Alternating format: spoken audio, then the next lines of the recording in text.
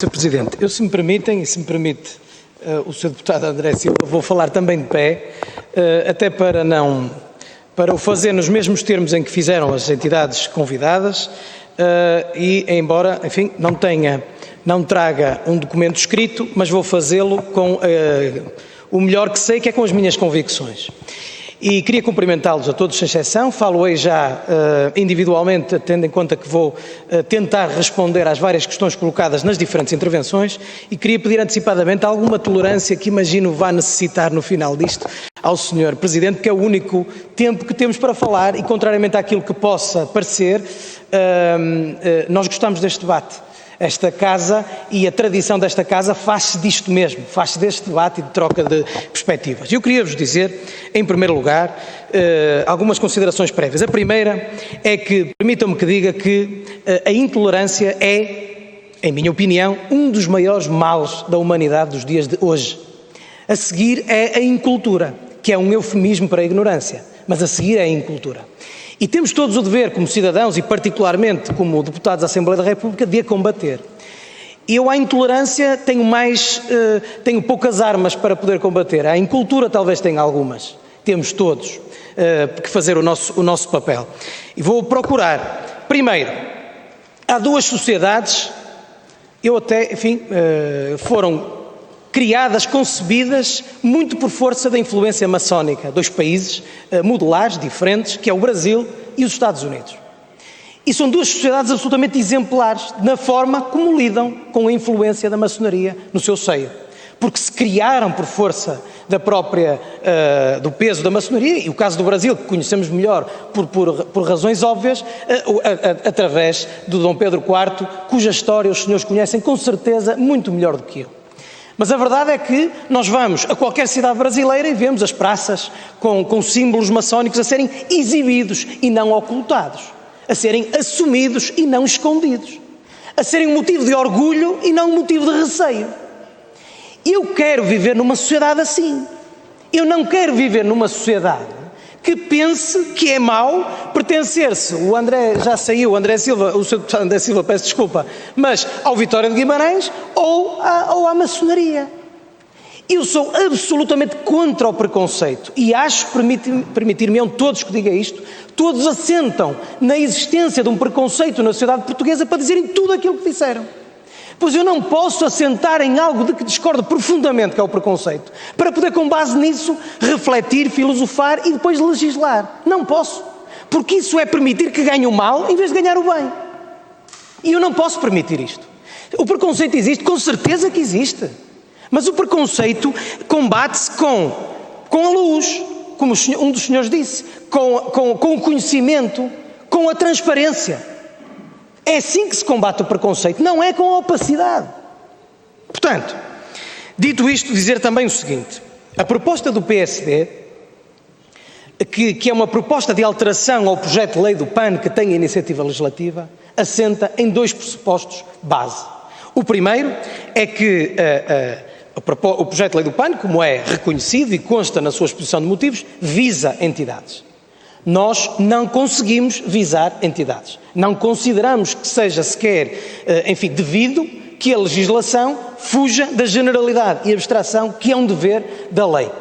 E, portanto, tem que ser sempre geral e abstrato. Por isso, interviemos, combatendo uma perspectiva que pode ser considerada persecutória, no projeto de lei inicial, e pugnando pela tal generalidade e abstração. E, por isso, eu vou dar uma informação a alguns dos senhores e senhoras presentes, tendo em conta aquilo que disseram, e peço desculpa porque acho que deviam saber isso, mas por isso recordo que a proposta de alteração do PSD estendeu a todas as organizações associativas, sem discriminação se são discretas ou se são secretas. Aliás, tenho dito várias vezes, eu não sei o que é ser uma associação discreta ou uma associação secreta, são conceitos abstratos e indeterminados, e eu não sei o que é isso. Portanto, ou isto é considerado inútil, ou se é considerado com alguma utilidade, e claramente que consideramos com alguma utilidade, devemos pugnar pela generalidade e abstração e não por conceitos que sejam indeterminados e persecutórios.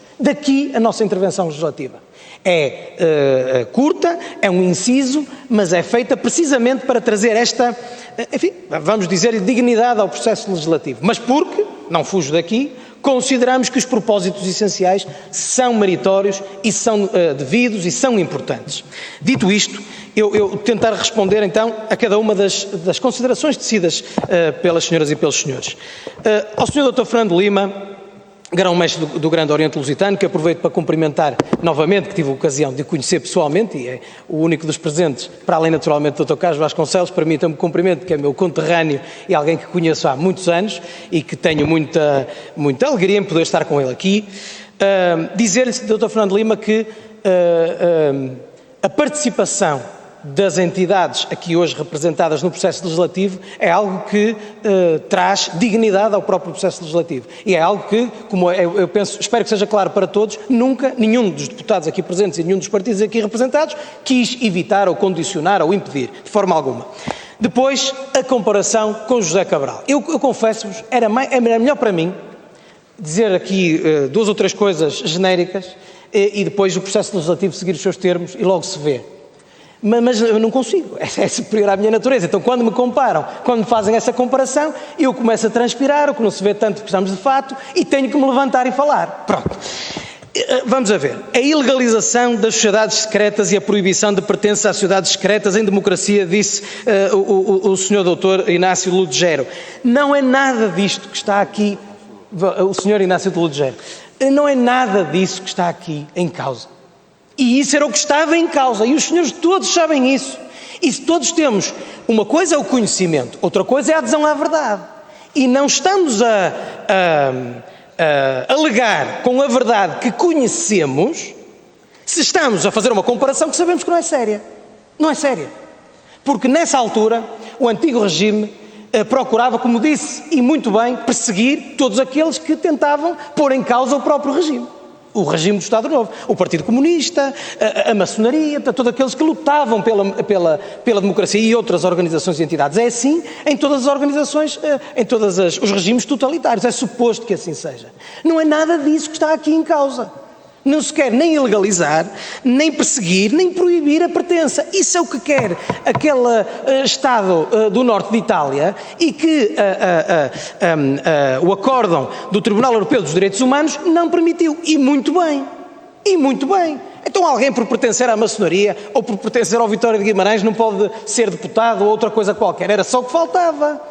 Nós somos pessoas, enfim, que sabemos o que estamos aqui a fazer e bem cientes dos nossos princípios éticos, republicanos e, sobretudo, democráticos. E, portanto, nunca, de forma alguma, se poderia querer uma tal coisa.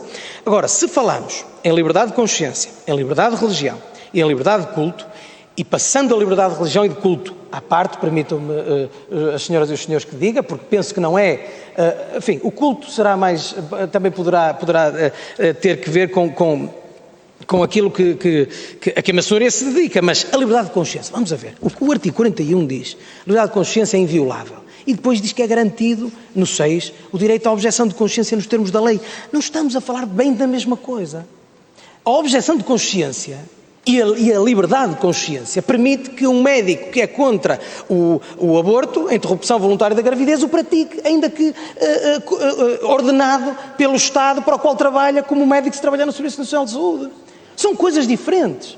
Porque uma organização, ou organizações do género dos senhores e senhoras, são em tudo parecido àquelas de que eu faço parte como militante de um partido político. Não tem nenhuma diferença.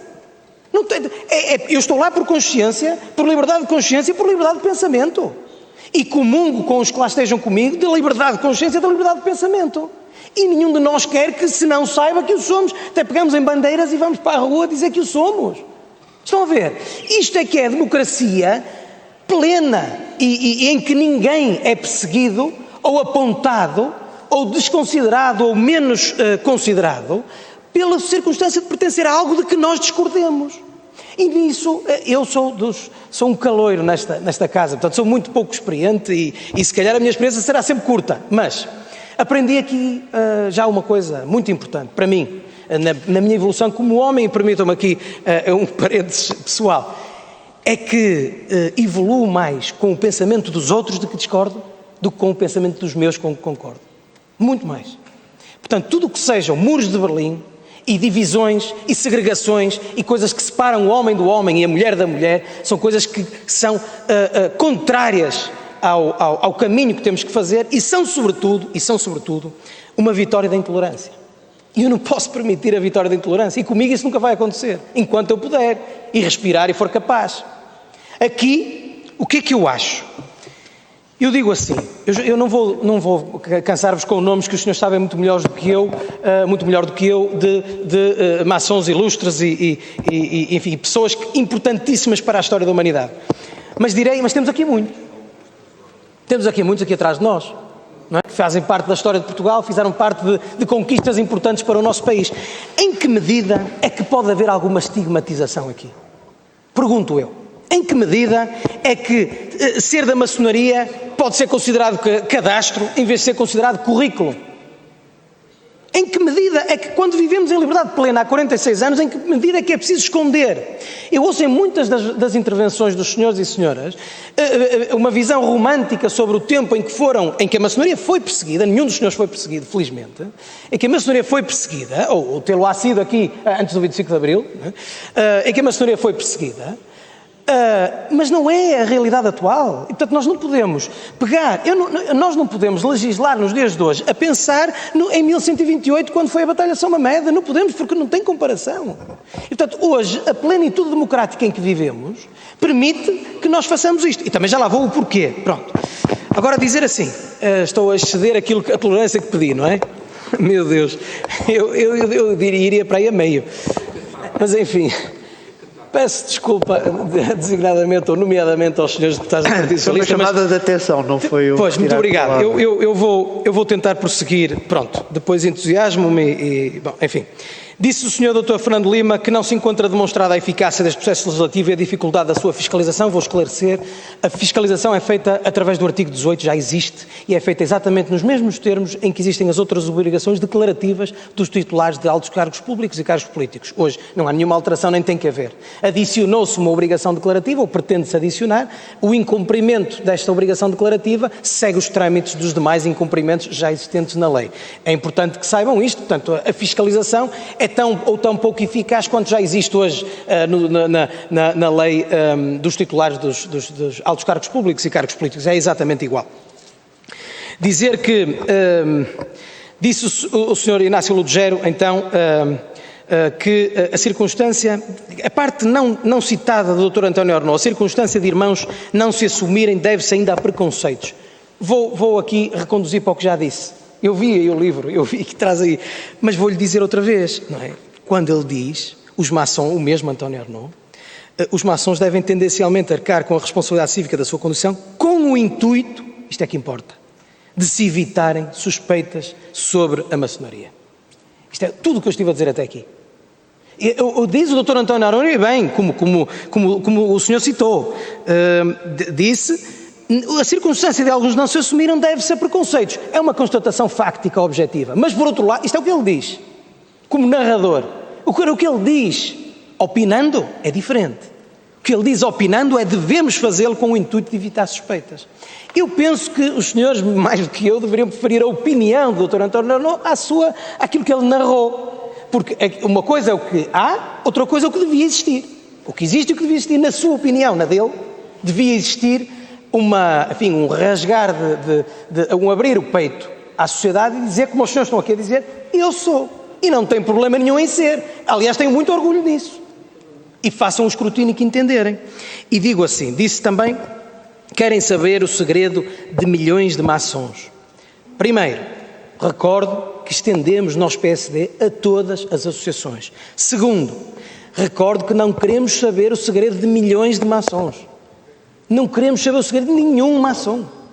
De nenhum maçom. Eu peço desculpa esta interjeição, mas não pretendo ter piada, porque não queremos mesmo. Sabe porquê? Porque a devassa faz parte de quem vive mal consigo próprio. Eu também peço desculpa, mas agora tenho mesmo que apelar Sim. Eu que termino. Aquilo que se pretende, respondendo, e sim, e vou, pronto, enfim, respondendo também ao que disse a senhora doutora Conceição Inácio, quando disse que, em nome de uma transparência duvidosa, marcam-se todos mesmo contra a sua vontade, eu quero esclarecer isto. Não é contra a sua vontade. É pela sua vontade. Isto só se dirige às pessoas que voluntariamente e num ato de consciência digam, eu quero ser titular de um alto cargo público ou de um cargo político. Ninguém é obrigado a fazê-lo. Quem o queira fazer acaba por ter que declarar. E estou a terminar, Sr. Presidente, tinha, como penso que é evidente, muitas mais respostas. Peço-vos desculpa por não ter respondido a tudo, mas de facto perdi aqui um pouco o controle disto, mas queria só ao Dr. Pedro Rangel, da Grande Loja Simbólica de Portugal, e pedindo desculpa aos demais a quem não respondo, mas poderia fazê-lo, dizer-lhe que disse que se fosse aprovada esta lei iria afastar ainda mais os políticos da maçonaria. Eu queria perceber em que medida é que estão próximos. Como é que estão próximos? Eu sei, não me pode dizer, mas isso é o que nós queremos que se saiba. Nós queremos que essa proximidade seja algo às claras, porque assim é bom para a democracia, mas sobretudo para a maçonaria. Muito obrigado, Sr. Presidente, sobretudo pela tolerância.